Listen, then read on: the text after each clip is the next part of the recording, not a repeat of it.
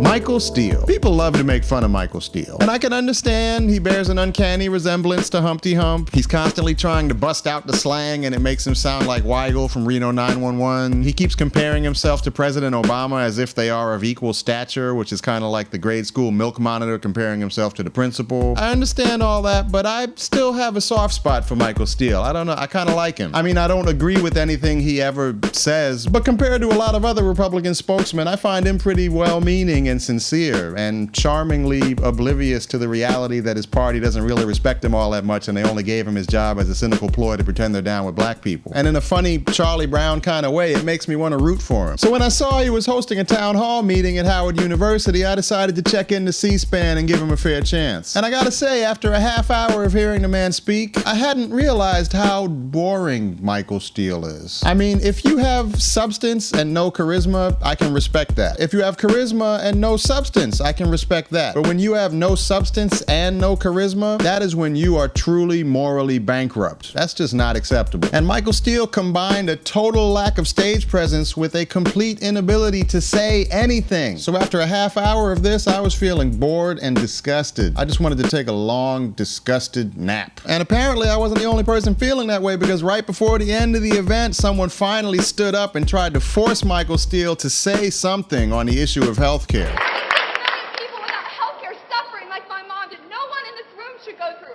46 million people without healthcare.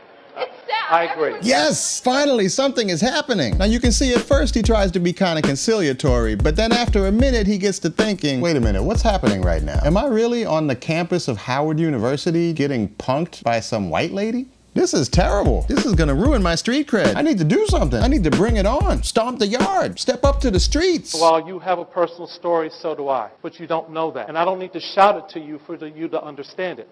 But what you need to understand is, and this is the lesson for all of you if you're going to engage, you can shout and have people ignore you, or you can engage and have them pay attention and learn from you. It makes for great TV. You'll probably make it tonight. Enjoy it.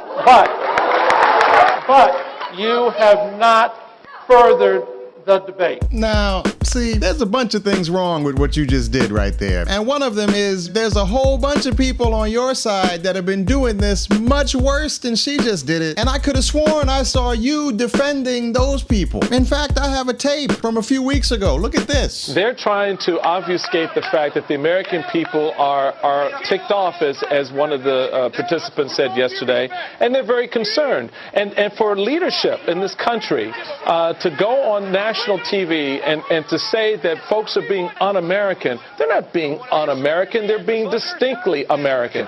They're being uniquely American in expressing openly their frustration with what they hear their political leadership saying. But, so when your side does it, it's uniquely American and nobody should look down on it? But when the other side does it, you make a big show out of looking down on it? Even when they're not doing it anywhere near as badly, and they're in the middle of telling you how their mother just passed away? Come on, no, man, no. I mean, you didn't even say, I'm sorry for your loss, and then segue into the condescension. So, no, I mean, no, man, no.